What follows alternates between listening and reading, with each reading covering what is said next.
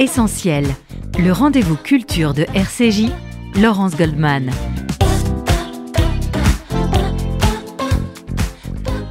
Et c'est un essentiel exceptionnel que je vous propose ce matin sur RCJ, un essentiel dans lequel nous allons parler de justice et de mémoire. À mes côtés, Sigalith Lavonne, bonjour. Bonjour. Vous êtes directrice adjointe d'Academ. Bienvenue sur RCJ pour cette première émission coproduite par ces deux médias du FSJU. Nous recevons ce matin, Sigalith, deux hommes qui ont voué leur vie au combat contre l'impunité des crimes commis par les nazis à l'encontre des Juifs pendant la Seconde Guerre mondiale, à la construction et à la préservation de l'histoire de la Shoah, mais aussi au soutien à l'État d'Israël. Bonjour Serge Klarsfeld.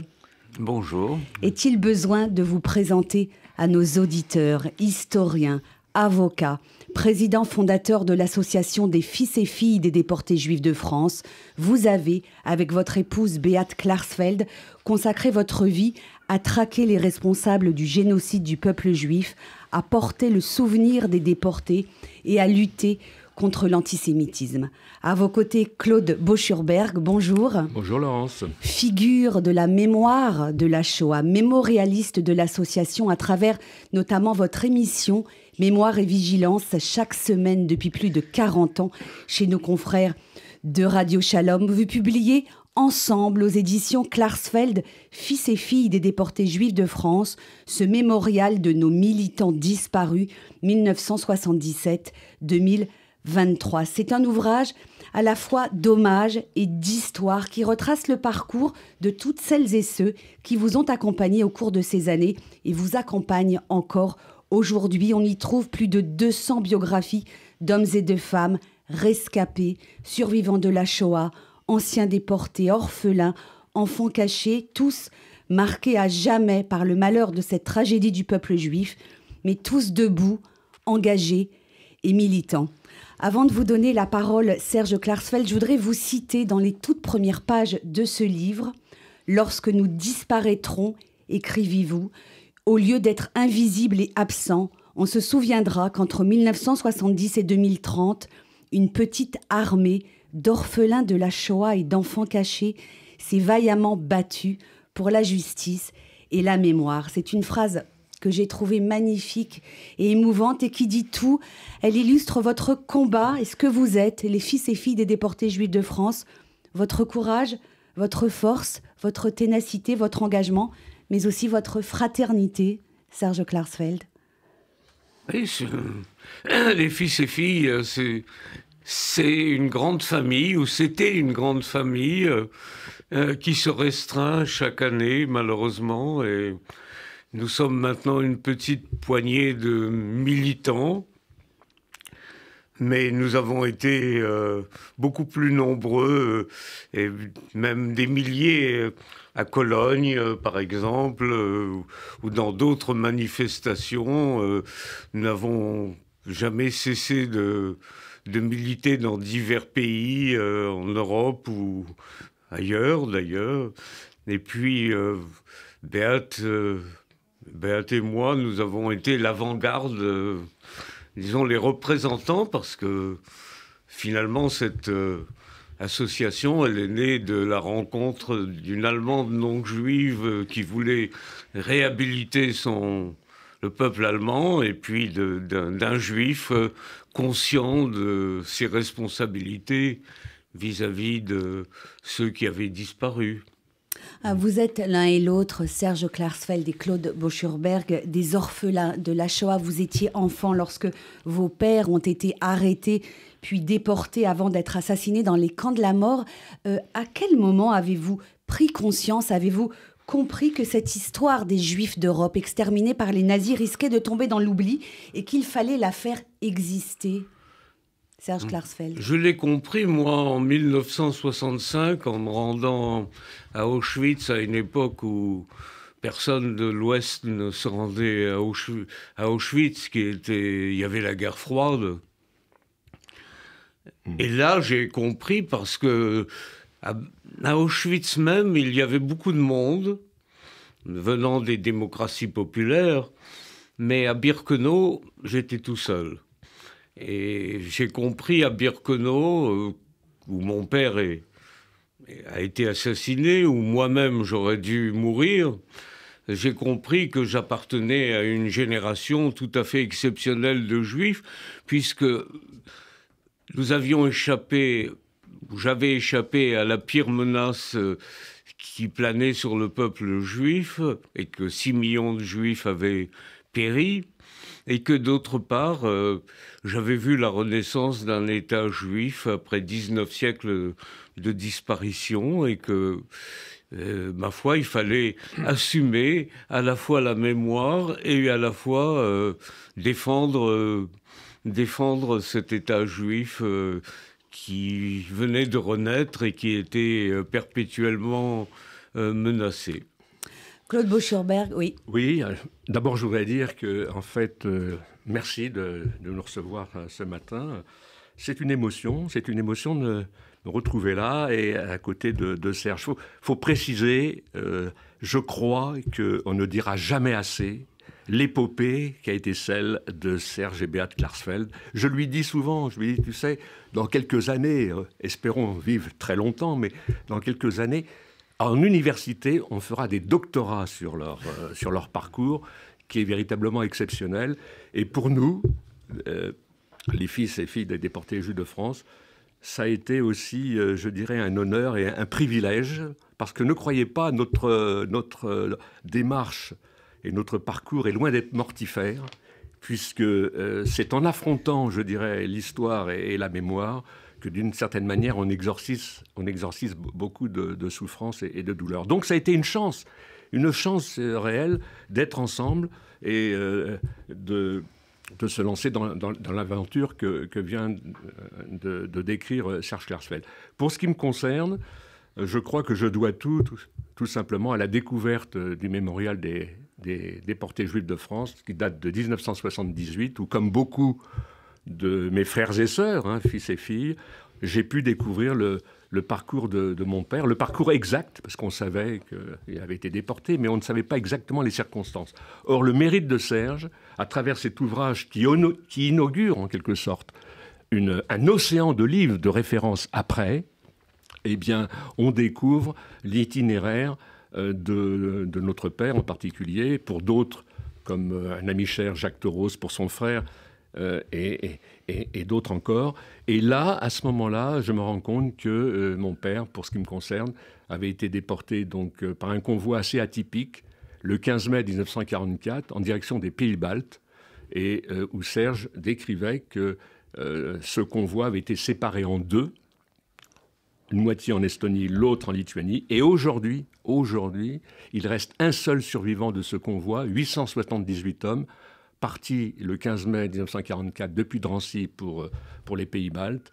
Et là encore, c'est tout à l'honneur de Serge, c'est qu'au moment de l'indépendance des pays baltes, eh bien, en 1993, nous avons fait ce voyage pour la première fois sur les traces de ce convoi.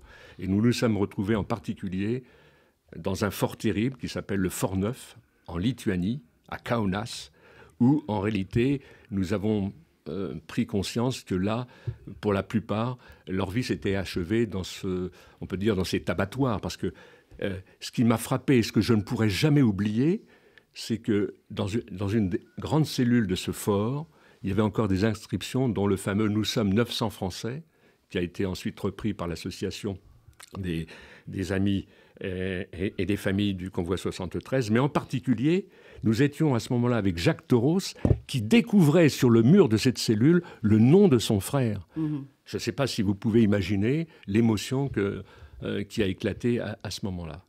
Voilà un petit peu comment je me suis mis en chemin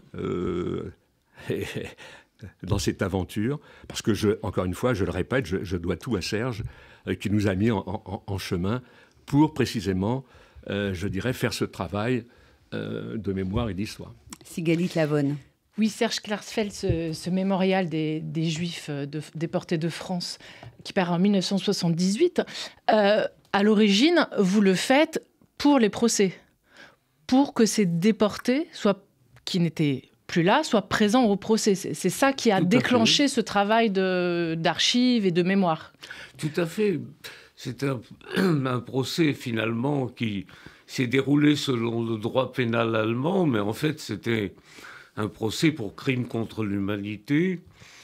75 000 juifs de France avaient été déportés et je ne concevais pas de venir avec quelques centaines même de parties civiles, mais il fallait que tous les déportés soient partie civile. Pour qu'ils soient tous partie civile, il fallait combler une grande lacune qui était le fait qu'il n'y avait pas de liste de déportés et que j'ai pris la responsabilité de rechercher toutes les listes possibles en Allemagne, en Pologne, en Israël, aux États-Unis, en France, bien entendu, et puis d'écrire l'histoire de chaque convoi. Et bon, j'avais pas conscience tout à fait du retentissement de l'ouvrage, puisqu'il allait concerner des milliers de personnes, des milliers d'enfants, d'orphelins, etc. Mais en tout cas, j'étais conscient qu'il fallait absolument écrire ce livre qui n'avait pas été écrit et que c'était une référence par rapport à l'histoire au sort des Juifs de France et que, en tout cas, il était indispensable au procès. Et effectivement, au procès, il était sur la table des accusés, la table des magistrats et des parties civiles, et il a été utile à la condamnation des organisateurs de la solution finale. Et il a été utile aussi à tous les fils et filles de déportés qui ont pu découvrir le destin comme Claude Boucherberg. Claude, vous expliquez que votre mère, vous et votre sœur, vous avez échappé par miracle à la déportation. Oui. Serge et votre mère, c'est pareil. Vous étiez cachés, je crois, dans un placard. Il s'en est fallu de peu que vous derrière une fausse cloison. On était tous les trois. Mon père a ouvert la porte aux Allemands pour que on ne cherche pas trop soigneusement. Mais un Allemand est entré dans le placard. Il a rabattu les vêtements qui étaient devant la fausse cloison, et à quelques centimètres près, il n'a pas touché la fausse cloison, il ne s'est pas rendu compte, et nous avons survécu. Voilà. Mais mon père est mort. Oui. Vos deux pères sont morts, et on a le sentiment que tout votre travail de mémoire, votre militantisme, participe aussi du fait comme si vous aviez une dette, d'être resté, d'avoir survécu, de ne pas être parti, comme tout juif était condamné entre 1940 et 1944. Est-ce que ça, c'est pas une forme de résilience, une manière de survivre ? Alors, peut-être que pour répondre à la question, pour avoir interviewé beaucoup de survivants, de rescapés des camps durant presque plus de 4 décennies, du reste, il me semble que cette dette-là, avec un petit sentiment de culpabilité, comme on peut le voir chez les fils et filles des déportés, Juifs de France, à ma connaissance, ça ne fonctionne pas comme ça. Ça ne fonctionne pas comme ça. Je crois qu'il faut... Vous savez, dans la tradition juive, on dit il faut un maître. Fais-toi un maître, on dit. Voilà.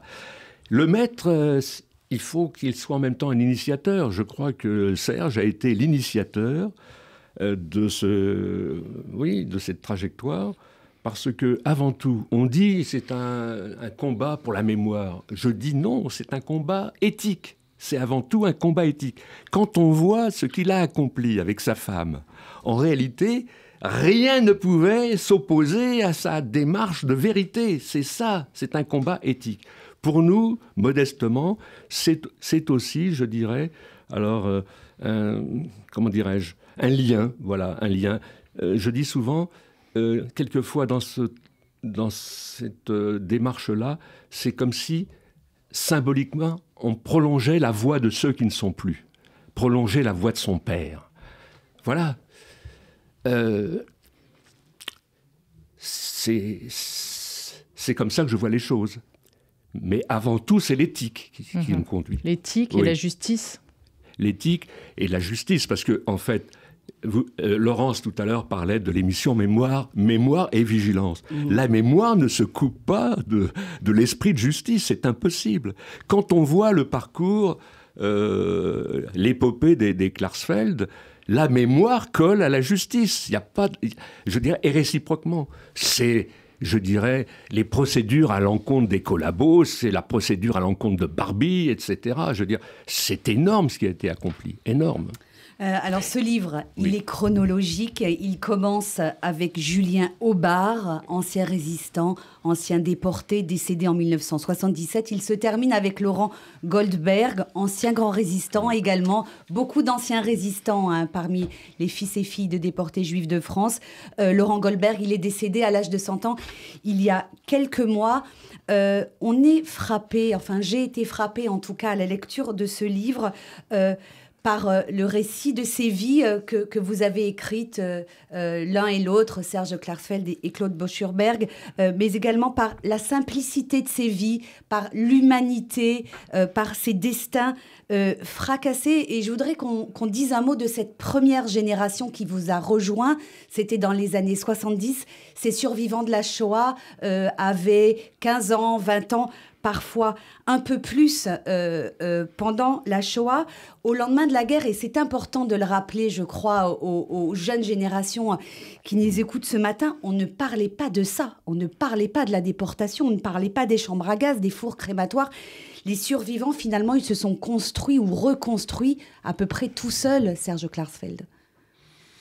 Non, ils ont formé des associations quand même, l'association de Henri Boulavko, l'amicale des déportés d'Auschwitz, d'autres associations ayant d'autres orientations politiques.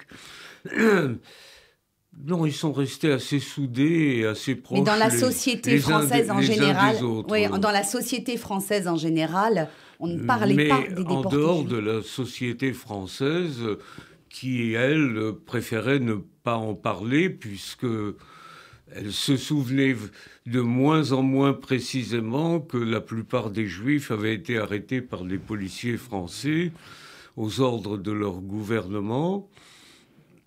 Et donc, on en parlait très peu en dehors du monde des survivants. Les amis de ma mère étaient aussi des familles qui avaient été frappées par la déportation. Donc, ils parlaient de leurs disparus, ils parlaient des circonstances pendant la guerre, de ce qui s'était passé. Et j'ai toujours entendu parler de cela. Moi, je suis allé à l'inauguration du monument de Rapoport à Bagneux pour les engagés volontaires, puisque mon père avait été engagé volontaire et avait combattu, que son neveu avait été tué à côté de lui. Donc j'ai baigné mais j'ai baigné familialement, mais pas en dehors. En dehors, au lycée, on n'en parlait pas, on n'en parlait jamais. Et quand on mettait profession du père, bon, je m'étais mort en déportation, mais je ne m'étais pas assassiné en déportation, mort en déportation. Comme si cette mort était normale, alors que, bon... Et bon, c'était ainsi une sorte non pas de chape de plomb, mais une sorte d'indifférence par rapport à l'histoire. Il ne faut pas oublier aussi que dans l'immédiate après-guerre, c'est-à-dire 45-55, les livres d'histoire étaient les livres d'avant la guerre, et on ne parlait pas de la guerre mondiale. C'était pas au programme. Où on en parlait d'une manière erronée.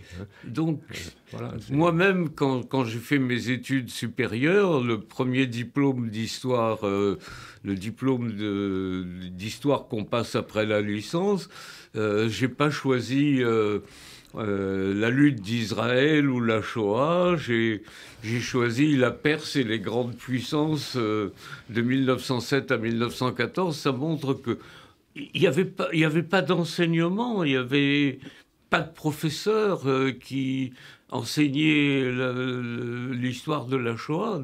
Donc tout naturellement, on allait dans des directions différentes de l'histoire des Juifs et on se démobilisait par rapport à son propre passé. Et il fallait se remobiliser. Et c'est cette visite à Auschwitz qui m'a remobilisé, bien que me mariant, épousant une Allemande non juive, j'étais conscient de ce que je faisais. J'étais conscient du passé, mais ça ne me propulsait pas dans l'action. Donc votre combat, on l'a compris, il est à la fois pour la mémoire et pour la justice. Ce combat pour la justice que vous avez mené et auquel ont participé les fils et filles de déportés juifs de France, il a commencé en Allemagne au début des années 70, lorsque vous avez lutté pour que les criminels nazis qui avaient œuvré en France soient jugés dans leur pays. Votre première opération, et j'emploie le mot opération à dessein car vos actions étaient souvent des coups d'éclat qui devaient marquer l'opinion publique. Votre première opération, elle concernait Kurt Lischka, qui était le chef de la Gestapo en France et donc le responsable de la déportation des Juifs et des parents des membres de votre association. L'un des responsables majeurs. La principale cible que nous avons mise en avant. Il vivait à Cologne, mais il faut signaler que tous les criminels nazis allemands pouvaient être jugés, sauf ceux qui avaient agi en France, parce qu'ils avaient été condamnés par contumace.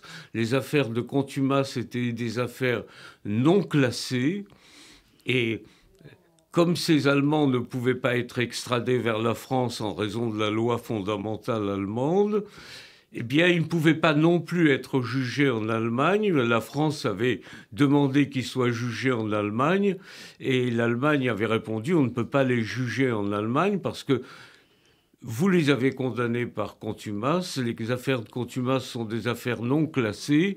Vous nous avez interdit d'être compétents pour les affaires non classées. On ne peut pas les juger. » Donc les seuls criminels au monde nazis qui étaient assurés d'une totale impunité étaient ceux qui avaient organisé la déportation des Juifs de France. Et donc, ils avaient repris leur nom et ils vivaient en toute impunité en Allemagne. Alors, le gouvernement français était résigné à ce qu'ils ne soient pas jugés et nous n'étions pas résignés. Mais quand il faut poser à une société un problème, eh bien, il fallait une action éclatante. Et cette action éclatante était la tentative d'enlever Kurt Lischka pour le ramener en France, puisqu'en France, il avait un mandat d'arrêt. Et ainsi, nous avons posé le problème d'une façon retentissante. Et pendant 8 ans, il nous a fallu militer par des actions illégales, puisque ça a été notre stratégie d'agir illégalement, d'assumer devant les tribunaux notre responsabilité et de dire « nous continuerons à agir tant que vous ne ferez pas ce qui est juste, c'est-à-dire voter au Parlement la loi qui permet de juger en Allemagne ces criminels. » Et finalement, on a obtenu satisfaction. Et après 8 ans de combat, au cours desquels d'abord ce sont des déportés qui nous ont réunis, puis des jeunes de la Ligue internationale contre l'antisémitisme, la LICA. Au bout de 8 ans, nous avons eu ce procès où nous avons fait venir des milliers de Juifs de France pour assister au procès. Et les jeunes qui étaient là, maintenant ont 45 ans de plus. Mais en tout cas, ils témoignent au XXIe siècle de ce qu'ils ont vu à Cologne, et justice est passée sur ces criminels et qui ont été condamnés. Les principaux responsables à l'échelon national, Kurt Lischka, Herbert Hagen et Ernst Heinrichson, 3 personnages qui ont été des assassins de masse, puisque ce sont des dizaines de milliers de familles juives qui ont été victimes de leur énergie, de leur ruse, de leur intelligence. Il a fallu qu'ils rendent compte de leurs crimes. Je me permettrai simplement, Becherberg. puisque tu parlais de Julien Aubard, il faudrait peut-être préciser aussi qu'il y avait Henri Wolf, il y avait aussi Henri Pudelot, puisque comme je l'ai signalé, je voulais montrer des photos, suis chroniqueur justement. de l'épopée des fils et filles, et je me permets de signaler que pas plus tard qu'il y a 3 jours, Serge Klarsfeld assume, je dirais, la publication d'un ouvrage qui nous est cher, j'en profite pour le signaler, qui s'appelle donc Milo Adonner et ses compagnons, sentinelles de la mémoire au cœur de Paris. Et je précise, voilà, et je précise que Milo Adonner faisait partie, effectivement, on le voit à travers une photo tout à fait significative dans cet ouvrage, où en réalité il est déjà au moment des procès de Cologne, à côté de Serge et Béat. Et Julien Aubard, par exemple, avec d'autres déportés, dont Milo Adonner, ils sont venus à 50 quand Béat était en prison. Ils sont venus à Cologne, devant la prison, manifester, chacun avec un bouquet de fleurs, devant la prison où était emprisonné Béat. Voilà. Je voudrais montrer, il y a beaucoup de photos dans ce livre qui racontent cette épopée de votre association, et on les voit qui s'enchaînent. Là, ils sont au camp Dachau avec votre épouse Beat Klarsfeld. Ce sont des coups d'éclat, des véritables campagnes pour gagner les opinions publiques de l'époque. Moi, j'ai une question à vous poser sur ces vêtements de déportés qu'ils revêtaient à chaque fois. Qu'est-ce qu'ils voulaient dire en remettant leurs habits de déportés? Eh bien, il voulait dire qu'il y avait eu la Shoah et que l'Allemagne était coupable de cette Shoah et qu'il militait, il combattait en tant que survivant de la Shoah. Et vous voyez d'ailleurs sur les photos comment ils ont été passés à tabac par les policiers allemands qui, eux, ne se souciaient pas de la Shoah, mais se souciaient de l'ordre public. Et lorsque ils arrivaient au commissariat, on leur demandait s'ils avaient déjà été arrêtés, et ils répondaient oui, et ils notaient qu'ils avaient été arrêtés et envoyés à Auschwitz. C'était aussi par l'absurde qu'il fallait combattre. Il fallait oser affronter les opinions publiques du monde entier, en fait, puisqu'il y avait des nazis qui vivaient tranquillement en Allemagne, d'anciens collabos qui vivaient en toute impunité en France, sans parler de ceux qui étaient réfugiés. Mais par exemple, pour ceux qui venaient manifester avec nous, les anciens déportés, il fallait d'abord affronter l'hostilité de la rue. Les passants qui voyaient l'ordre public troublé, les vitrines ou les devantures des bureaux abîmées ou dégradées par nos manifestants, tout cela était difficile à assumer. Voilà. Lors des obsèques de l'un de vos amis, Gilbert Herrmann, en 1983, vous dites, Serge Klarsfeld, notre cause exigeait une intransigeance morale. Vous ne cherchiez ni la revanche, ni la vengeance, mais la justice. Oui, nous sommes intransigeants, on est indépendants, on tient compte. La référence pour nous, effectivement, est la Shoah, et on ne peut pas, si on a cette référence, on ne peut pas ne pas être intransigeant. C'est pour ça que nous sommes intransigeants. Sur le plan politique, nous disons ce que nous avons à dire. Sur le plan financier, nous nous sommes la seule organisation juive à ne jamais avoir demandé un centime à la Fondation pour la mémoire de la Shoah, alors qu'elle nous doit en partie sa création. Nous voulons être indépendants pour dire ce que nous considérons être notre volonté à partir de la référence que nous nous sommes donnée et qui est le sort des Juifs. Pour moi, chaque fois qu'il y a une grande difficulté, une crise, un problème grave, je me réfère je revois mon père arrivant à Auschwitz. Je m'imagine moi-même arrivant à Auschwitz et je ne peux pas ne pas être intransigeant. Claude Bauchard-Berg. Non, mais c'est magnifique d'entendre Serge, parce qu'encore une fois, je ne veux pas me répéter, mais c'est tout son combat. C'est-à-dire que c'est la vérité, c'est l'intransigeance, et quelles que soient, je dirais, les autorités en place, hein, à partir du moment où, je dirais, ils ne répondent pas à la demande qui est faite, comme tu l'as dit, de mémoire et de justice, eh bien, je dirais, ils vont jusqu'au bout. Quand je dis ils vont, c'est le couple qui va jusqu'au bout. Alors, tout à l'heure, il faut toujours citer aussi les choses. C'est que je parlais du seul survivant du convoi 73, donc parti dans les pays baltes le 15 mai 1944. Je voudrais citer son nom, je crois que je ne l'ai pas fait, et je tiens à le citer parce que c'est un ami cher, qui s'appelle Henri Zeidenberger. Et donc, voilà, seul survivant aujourd'hui de 878 hommes. Et au-delà, on peut dire qu'avec tous les déportés et les rescapés qui nous ont quittés, ils représentent aujourd'hui, je dirais, peut-être l'ensemble de la déportation.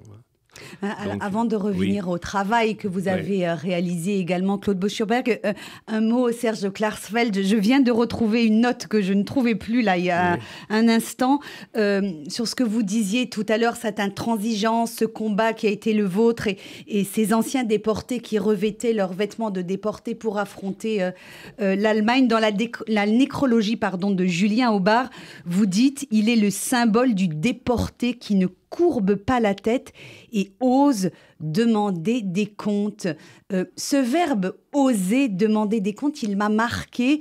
Qu'est-ce que vous avez voulu dire par « il a osé demander des comptes » C'était difficile de le faire lorsqu'on rentrait des camps de la mort et qu'on était face à cette Allemagne qui avait condamné le peuple juif à la mort.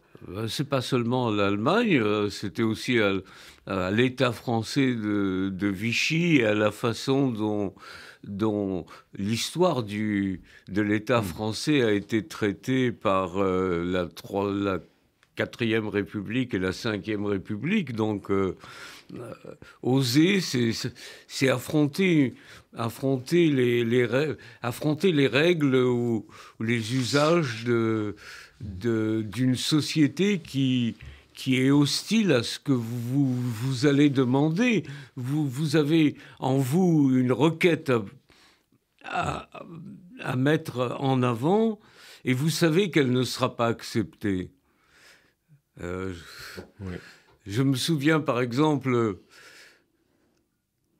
que lorsqu'on a voulu aller en délégation à Auschwitz la première fois en 1981, eh bien, la grande majorité de ceux qui voulaient partir, des fils et filles, leur dossier a été refusé par le ministère des Anciens Combattants pour être remboursés du voyage parce qu'ils étaient des enfants français de parents étrangers.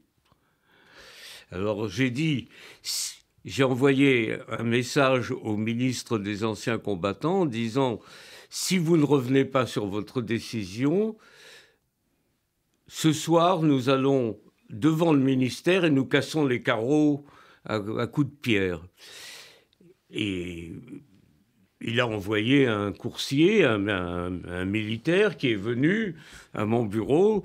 Et effectivement, il a changé d'avis parce que c'était absurde. C'était des lois pratiquement qui avaient été élaborées après la libération, mais qui étaient adaptées de l'État français de de Vichy.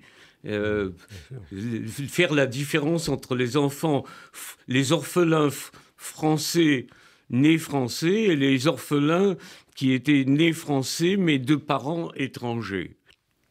Donc c'était inadmissible et cela justifiait une réaction violente. Voilà. Et les réactions violentes parfois sont légitimes et parfois obtiennent satisfaction. Voilà. Sigalit Lavonne. Serge Klarsfeld, que ce soit en France ou en Allemagne, pour vous, ce qui était important aussi, c'était que les enfants jugent leurs parents symboliquement. Par exemple, quand Beate va gifler Kissinger ou quand vous imposez que les jurés aient tous moins de 40 ans à un procès. Pourquoi c'était important que ce soit les enfants qui jugent les parents ? Je n'aurais, je pense, jamais épousé Beate si je n'avais pas été marqué par l'exemple des Hans et Sophie Scholl, que j'avais lu vers 17-18 ans. Et le fait que des Allemands aient donné leur vie, perdu leur tête, puisqu'on les a décapités, pour avoir distribué des tracts contre Hitler. J'ai lu les tracts et les tracts disaient qu'après la guerre, il faut réagir. Après la guerre, il faudra demander des comptes à la génération qui a accepté les Hitler. Et cette génération, ça a été la génération de 1968. Beate a réussi à mobiliser la jeunesse allemande contre la présence à la chancellerie d'un ancien haut dirigeant de la propagande hitlérienne. Et nous avons réussi à faire passer quand même Willy Brandt. Il est passé par miracle. Il est devenu chancelier par miracle en 1969, donc tout de suite après cette mobilisation.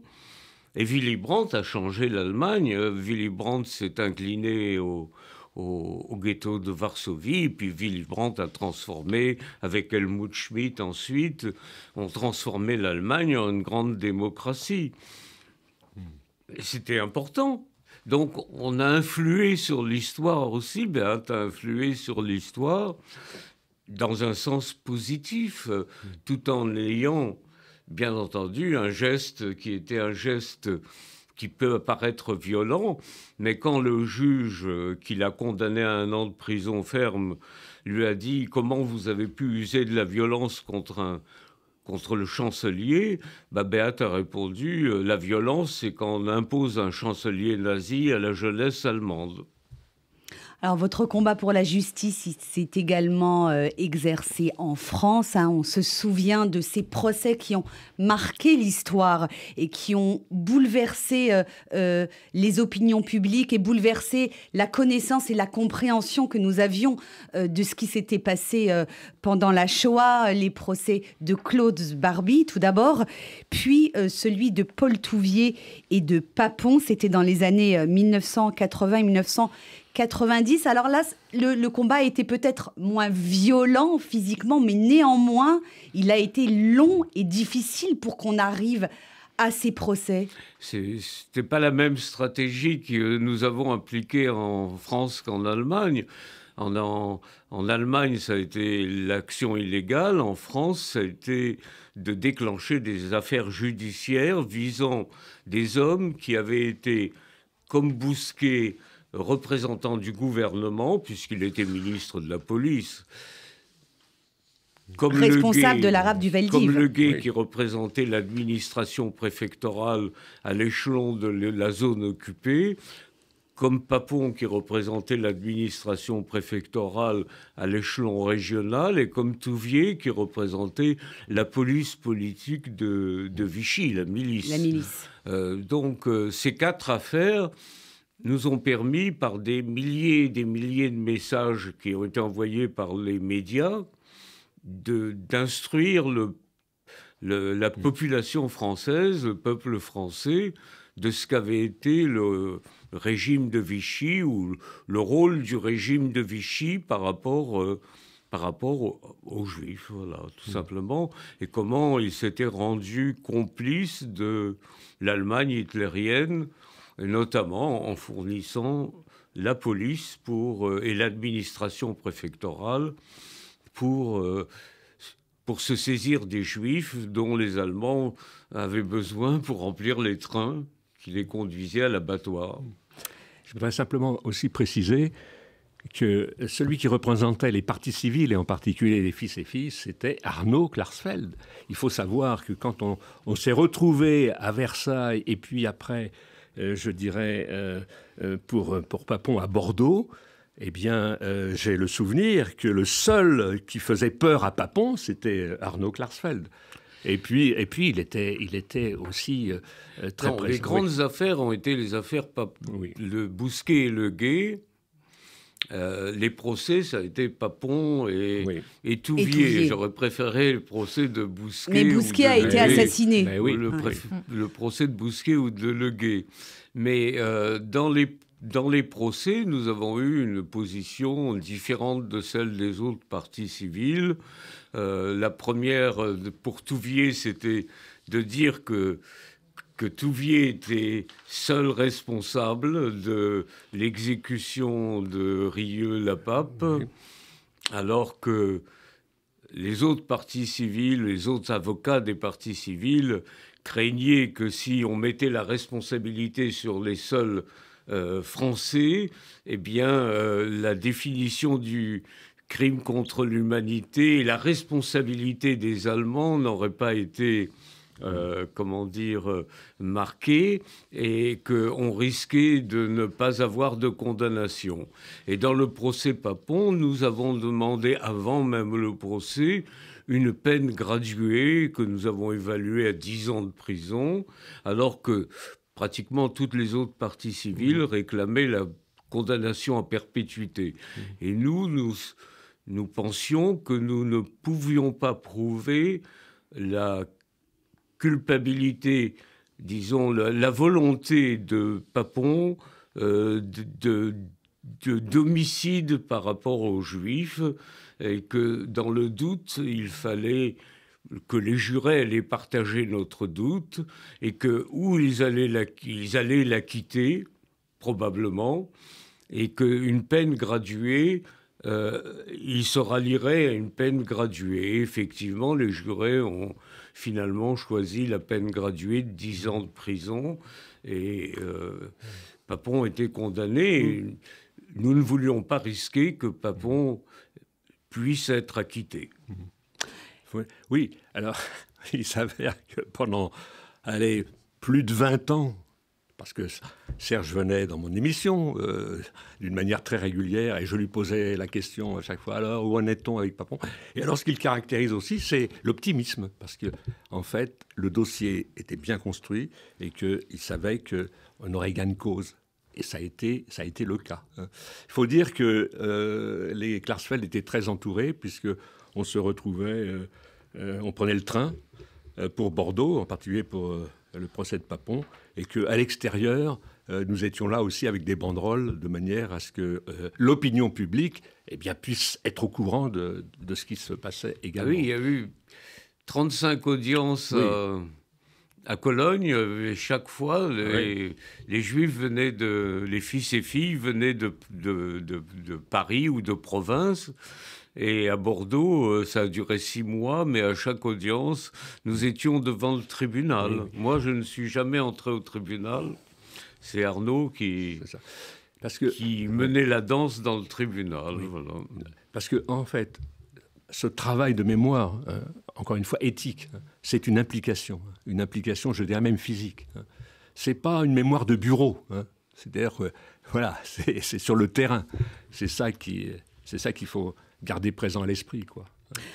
Dans ce livre, donc, vous avez écrit l'un et l'autre les biographies des membres, d'une partie des membres de l'association, des militants, des fils et filles des déportés juifs de France. Claude Boschurberg, le mémorialiste de l'association, vous avez utilisé très souvent le mot « mensch » pour qualifier c'est Oui, militant. Oui. Alors, oui. c'est du yiddish, il faut peut-être le traduire. Je ne Oui, sais pas si c'est Mensch, vraiment... Voilà, c'est un homme au sens plein du terme, quoi, avec des qualités morales. Pourquoi Je dois dire que, en fait, ce livre, c'est le concept de Serge. Hein. C'est lui qui a vraiment été à l'origine de la création de cet ouvrage, en reprenant évidemment des articles que j'ai écrits depuis 1981, en particulier Actualité juive. Et donc, en fait, il y a aussi, je dirais, une sorte de tikkun, de réparation envers tous ces disparus. Pourquoi ? Parce que du temps de leur existence, bon, en général, disons que ce sont des mensch très modestes, très humbles. Hein. En réalité, je parlais de l'implication. Ils étaient vraiment corps et âme autour des Klarsfeld pour ce combat de mémoire et de justice. Et que l'idée de Serge, qui était vraiment magnifique, encore une fois, je le précise, on est dans l'éthique, c'est qu'il a voulu laisser une trace de tous ces mensch, de manière à ce qu'en fait, ils ne soient pas oubliés. Parce que vous le savez très très bien, Laurence et Galit, c'est qu'en réalité, quand une histoire n'est pas écrite, elle disparaît.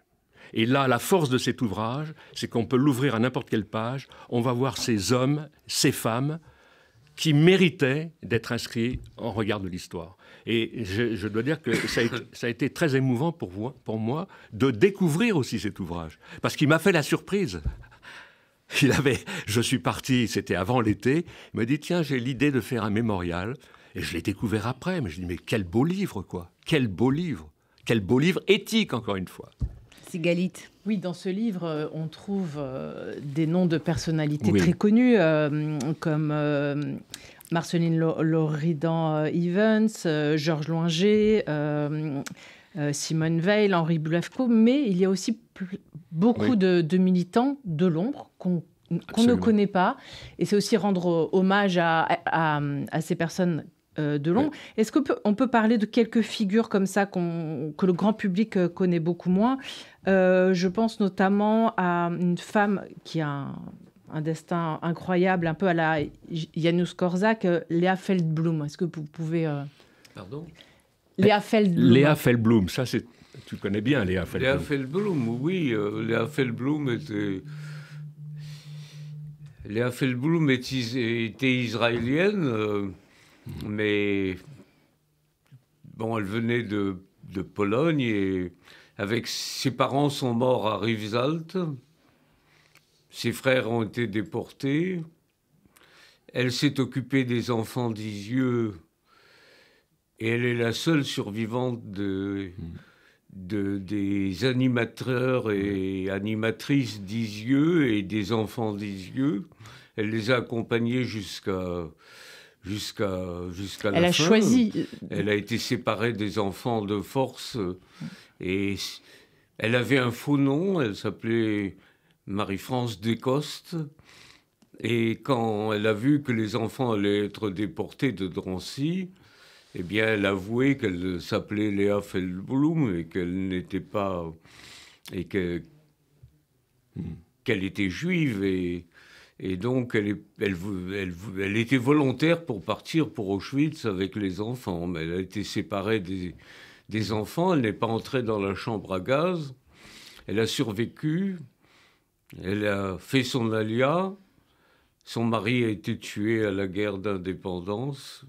Vous voyez, elle a eu une fille et elle est venue au procès où elle a témoigné, mais elle était tellement marquée par ce qui était arrivé qu'elle n'arrivait pas à s'exprimer.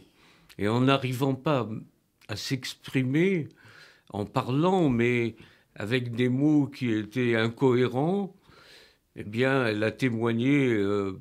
véritablement de ce qu'avait été la tragédie d'Isieux, et ça a marqué beaucoup les jurés en particulier, et toute l'audience, quand ils ont vu les trois femmes, Madame Benguigui qui avait perdu 3 enfants, et qui était d'une sérénité totale, alors qu'elle avait été déportée à Auschwitz, au bloc des expériences médicales. Madame Rosa. Allon-Brenner qui pleurait ses enfants aussi d'une façon un peu incohérente, mais qui poussait des gémissements tels que on sentait la douleur d'une mère qui avait perdu 3 enfants et son mari. Barbie n'était pas là pour entendre cela, mais en tout cas, Vergès n'a pas dit un mot. La défense de Vergès ne s'est pas exprimée, a été vaincue par la douleur de ces femmes. Nous arrivons au terme de cette émission. Il y aura encore tellement de choses à dire. Je rappelle à nos auditeurs que l'on vous doit la lecture des noms des déportés juifs de France chaque année sur le parvis du mémorial du Veldiv. On vous doit également d'avoir érigé... Avec le rabbin Daniel Fari. Fari, absolument. Vous avez également érigé des monuments de mémoire, notamment en Israël, puisque le combat pour la survie d'Israël est également le vôtre. J'invite nos auditeurs à se reporter à la mémoire de ce livre, Mémorial de nos militants disparus, 1977-2023. Je crois qu'on peut se le procurer en s'adressant directement à votre association. J'aurais une toute dernière question pour conclure. Est-ce que vous avez aujourd'hui, l'un comme l'autre, le sentiment du devoir accompli? Serge Klarsfeld, il nous reste 1 minute pour répondre. Le sentiment du devoir accompli, oui, mais quand on voit les événements qui se succèdent... on se dit qu'on a fait ce qu'on devait faire, mais que ça n'empêche pas grand-chose en ce qui concerne l'antisémitisme. Oui. Voilà, donc, et quel conseil vous pourriez nous donner ? Chaque génération de juifs a des épreuves à affronter. Et c'est donc... si on regarde l'histoire juive, on en était déjà convaincu avant. Mais on en est encore convaincu encore plus, puisque nous nous retrouvons dans la vieillesse, un peu dans la même situation que dans les années 30 et avant la Shoah. Donc, il faut empêcher, les nouvelles générations doivent empêcher le renouvellement de ce qui s'est passé. Pour nous, nous mourrons probablement dans l'incertitude de ce qui arrivera, mais dans la certitude d'avoir fait notre possible. Un dernier mot très rapide, Claude, parce que c'est la fin. J'ai pas grand-chose à rajouter. Simplement, il faut bien dire, on assiste à une régression de l'histoire. Il ne faut pas baisser les bras. Je dirais, la lutte continue. Mais c'est vrai qu'on peut se poser des questions. Merci infiniment, Serge Klarsfeld, Claude Boschberg, d'être venus ce matin sur RCJ pour cette émission coproduite avec Academ. Merci également à vous, Sigalit Lavonne, directrice adjointe d'Academ, pour cette première émission coproduite par nos 2 médias du FSJU. Restez avec nous sur RCJ. Dans un instant, vous avez rendez-vous avec Margot Siffer pour RCJ Midi, l'édition complète de la mi-journée. Excellente journée à tous à l'écoute de nos programmes.